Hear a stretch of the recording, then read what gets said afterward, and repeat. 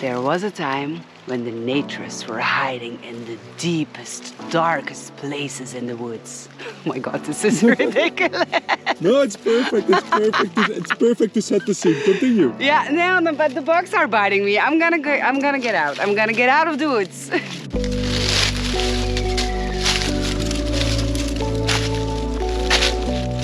There used to be a time when naturists could only be found deep inside of woods like this, living hand in hand with nature, away from society, showering in rivers, but those days are gone.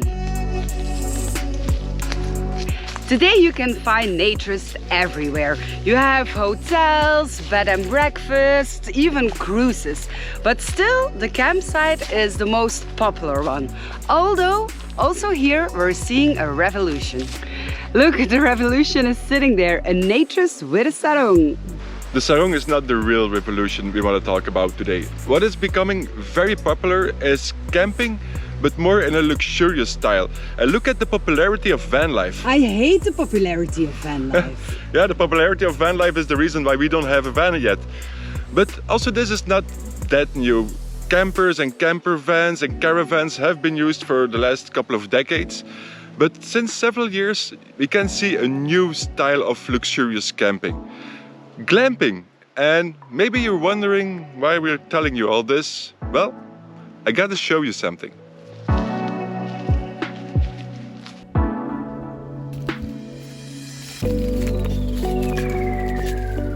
Our big plan for this summer was doing tent life through France, and this is only our third stop, and we already changed plans, but that is because of a very lucky coincidence. When we arrived at Domaine du Coq Rouge yesterday, they told us that they had a last-minute cancellation on one of their domes. This is really a very unique chance, because normally these things get booked months and months in advance. And we've never stayed in a dome before, so for us this was a very unique chance to get a welcoming upgrade and to check this out. Dome life, baby! And of course we are going to share this experience with you. So how about we start with a little dome tour? Sure, welcome to our dome. This is amazing, right? Well, the thing is, one of the most important things in glamping life is comfort. Starting with this bed. We already slept in it one night and we slept like babies. It's better than an air mattress? It's better than an air mattress, I have to say. Sorry, Nick, I know you love your mattress, but I also love to sleep in a real bed. The second most important thing is space. It's huge, our dome. It's like you can dance in it, no? You should have a party. Yes, a party, or we can have a waltz or cha-cha-cha or whatever. So it is very, very big. And also I like the little details, and the little details are a little older, and I like the style. I like the antique style in combination with a modern thing like a dome, for example. So I like it. What's also important in glamping is the connection with nature. If you step outside of your room and you have to cross the corridor past the reception, it means that you're staying in a hotel room and not in a glamping. Look at where we are. This is glamping style and close to nature at its best. We have a huge window where we can see nature from basically everywhere in our dome. But that's not our only connection with nature. We can open up our top of the dome. Yeah, and there's not even plastic in between. It's just straight to the outside. And I understand why they do this, because it gets really hot in this dome, and because it's now it's open in the top, all the hot air can get out. But I do wonder what would happen if a stork passes by and drops something. Like a baby? I was actually thinking about poo, like a baby would be really awkward. Yeah, I was just gonna say. But if a bird can literally poop on us when we're in our bed. So that's a little bit weird, and that's why we also close it down in the evening. We prefer not getting pooped under above By a stork. above watching the stars at night. Let's continue the tour and I will take you to Nick's office. This is French for Nick's office. Welcome to my office! Our dome comes with a private bathroom. It's quite small, but it has all the amenities. We have a mirror, we have a sink, we have a shower, and this is really cool. You don't see this a lot. We have a compost toilet. Look how deep it is. Stop showing people the inside of our toilet. That's weird. I don't think it's weird. I think it's educational. It's weird. Do you think it's weird? Leave it in the comments. The compost toilet kind of got me thinking about how sustainable glamping is. Because one of the things I like about camping is that you can leave without the trace. You just set up your tent, you break it down again, and after a couple of days nobody will ever notice that you've been there. But you can see here that they're taking steps in the right direction. The compost toilet is one of them. Another one is the shower, which has only one button and it works a bit like a communal shower. You just press the button, you have water for 10, 20, 30 seconds, and then you have to press it again and again and again if you want to continue having water, which saves a lot of water. And also in the communal toilet blocks and shower blocks, we've noticed that the products they use are all very eco-friendly. Do you want to continue with the tour? Yeah, sure. We have an outside kitchen, which is really, really nice. It has everything that you need, and I just stepped into something. This is nature. Stork shit. And what's really important is that you have a fridge, so you can keep your stuff nice and fresh, especially the rosé wine, which is cool. And then again, save the best for last. This is our terrace. Comfortable chairs. Those are more comfortable than these ones. But look at the view. You have a complete view over the valley, over some little villages over there. It's the best, no? This is the first time that we stay in an actual dome, but it's not the first time that we stay in glamping accommodation. In fact, we have quite some experience with that. And last year we wrote a blog post about 5 things that we often miss in glamping. So what do you think if we would put this place to the test? All right, let's do that. Okay, number 1, stuff to clean the dishes. Check. Hop, hop. All right, that's 1 point. Number 2, bedding and towels. We did get bedding, but we didn't get towels, so it's half a point. Number 3, a mirror. We don't only have 1, we have 2. All right, more points. Number 4, hooks and sockets. Sockets, there is 1 here. There's 1 here. There are 3 more here. Another 1 here. And I think we have another one in the kitchen, and that one is here. Ta-da! Okay, sockets. How about hooks? Hooks. There are 2 in the bathroom. We have 2 next to the bed. And then we have a clothing rack, so that also counts. So, hooks, check. Sockets, check. Check. More points. More points. Okay, last point. Comfortable chairs outside. Yes, we have those 2, but these are not the most comfortable ones. But we have these. So, comfortable chairs. Check. So how many points on 5 is that? Oh, I forgot. I think the only thing we were missing were towels. Yes. So that was half a point. So I think this dome gets 4.5 out of 5 on our list of things we often miss. Ding, ding, ding, ding, ding, Which is really good. One reason why we wanted to make a video about glamping here at Domaine du Coq Rouge is obviously because we don't always get the chance to sleep in a beautiful dome like this. But also because they have quite a lot of other glamping accommodations that we can show you. Of course, it's the heat of the summer, all of them are taken, all of them are busy. I was not joking, if you really want to stay in a glamping, you have to book often months up front, especially if you want to stay in the high season. But we can show you from the outside, and yesterday we met some people, so maybe we can give you a glimpse from the inside. We'll see.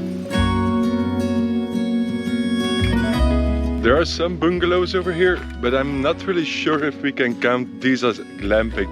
Because glamping has to be glamorous, but it also still has to be camping. And this is like, they have real walls. They are from wood and they are on a naturist campsite, but still, they are more like little houses than glamping tents.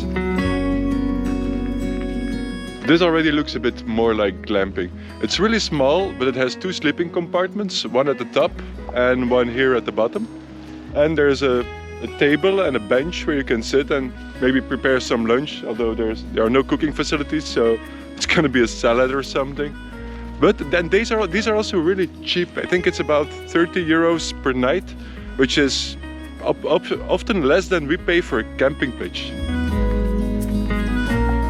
I can see that you can also open the top of the tent, the top of the roof, just like we can in our dome, which is pretty cool. Next is one of the glampings that I really like the most, and we do get the opportunity to have a look inside.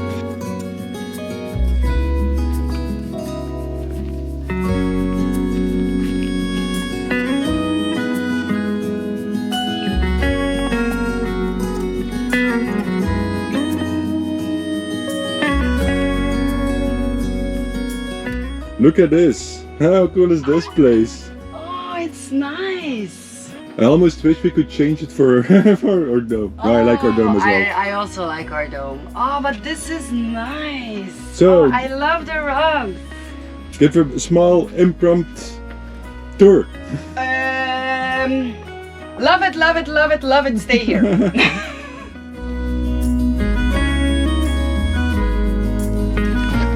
There is also an outdoor area. It's a kitchen area. Has pots and pans and a fire. It's like this cozy wooden table. It's all very Western. I like it a lot. Oh, and there's also a fridge and a coffee machine. That is very European. The prices of the average glamping accommodation lean more towards the price of a hotel room than towards a camping pitch. But the difference is that, as you can see, there are often cooking facilities, so you can save money on food, whereas in a hotel you always have to go to a restaurant or to a bar because it's rarely the case that you can cook in your room. And that's one of the big advantages with glamping. You spend a lot on accommodation, but you can spend much less on food and drinks. You just buy it in the store and make it yourself. While we are walking around, I wish that I could show you more of the campsite, but just like in our previous videos, the campsite is full, there are people everywhere, so we can't really film the bar or the swimming pool or anything interesting. But I think that I found a solution for that, and I think that you may not like it. Does it involve getting up very early? Maybe. That is something that you will see later in this video. This is also a glamping tent, but we're not gonna film from too close because there are people inside. And here is another glamping tent. This is a really big one. Again, there are probably people living here at the moment, so can't really film from very close. But it looks really cool and really large. You remember this one? How can I forget? This was our first connection with Domaine du Coq Rouge. We stayed here 2 years ago. 2 years? 2 years ago. Yeah, 2 years ago. Yeah. It's also quite a large glamping tent. Yes, it is, because you have 2 departments. Three compartments. Yeah, 3. Yes. There's two bedrooms on both sides, and then a small dining area, kitchen in the middle. Yeah, and also you can open up the roof. And you can open up the roof. Yeah. Oh, maybe there's a new trend here at the campsite. All the accommodations you can open up the roof. And watch the stars.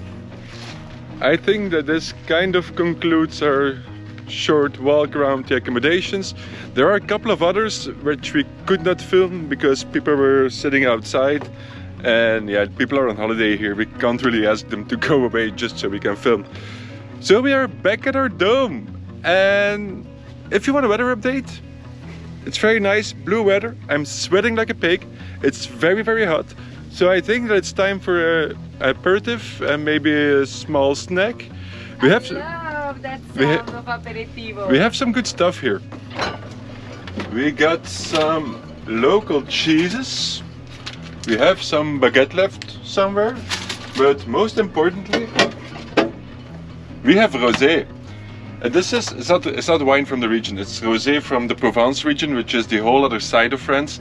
But the reason why we buy this is because we don't know all that much about rosé wines, and the trick is, if you buy from the Provence, it's 99% chance that it's good rosé wine. It's like red wine from Bordeaux. Even if you buy the really cheap one, it's still very probable that it's gonna be good wine. So, we gotta enjoy this.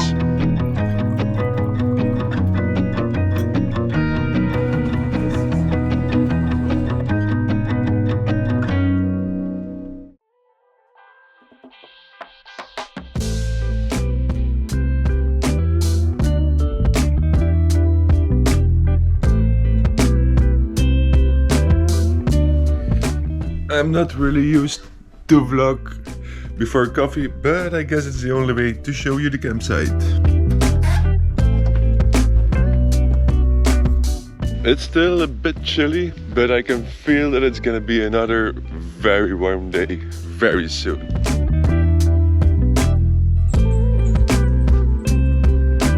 We're getting a bit closer to where most people are camping, so I have to talk a little bit quiet. Here is basically the main area of the campsite. It's a large field with some facilities like a tank court, volleyball court, a playground. And here is the bar. Yesterday this place was really full of people and now there's nobody. Somebody forgot a towel. I really like the style. It's the style of an old French fermette. It's really beautiful with the red rocks. And there's the swimming pool. I think it's the first time we get the chance to film a swimming pool without any people in it. Yes, that's true.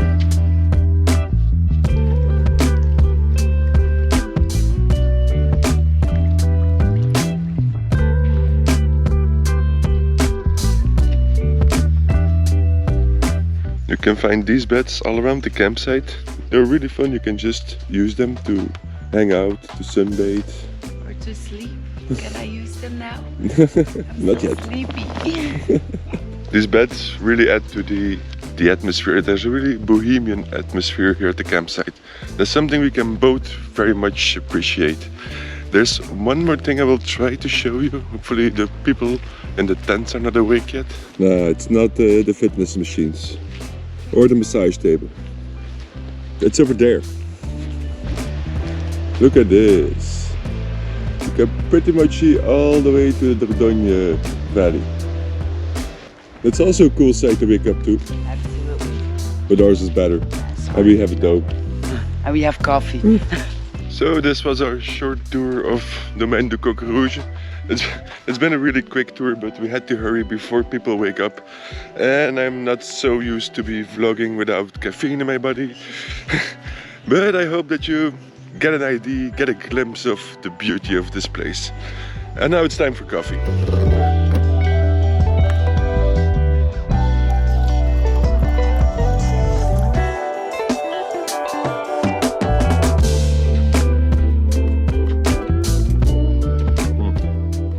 That's much better.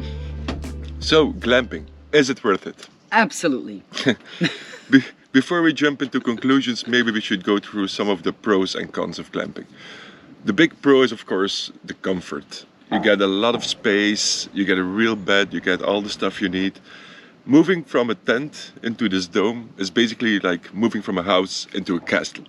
A round castle. A round castle. Chung, chung, chung. And also the comfort of not having to put up your camp. Like if you've been in a car for many hours to get here and then you still have to set up the tent and unload the car and all that stuff, that's something you don't have when you rent a glamping place. When you arrive, you arrive. When you arrive, you arrive and your vacation starts. Yes, that's true. Other pros I can think of are safety, and not just from people but also from animals and from the winds. Even if there's a strong wind, it takes a lot to blow this thing away. Another advantage is accessibility. People with reduced mobility might be easier to stay in a glamping tent or in a glamping accommodation than in a tent. And of course, there's also, because there's so much space inside, the weather doesn't matter that much. If we would have a rainy day, we could just stay inside. Yeah, easily. And this makes it also better for, like, to travel in low seasons when there's a much more chance of bad weather.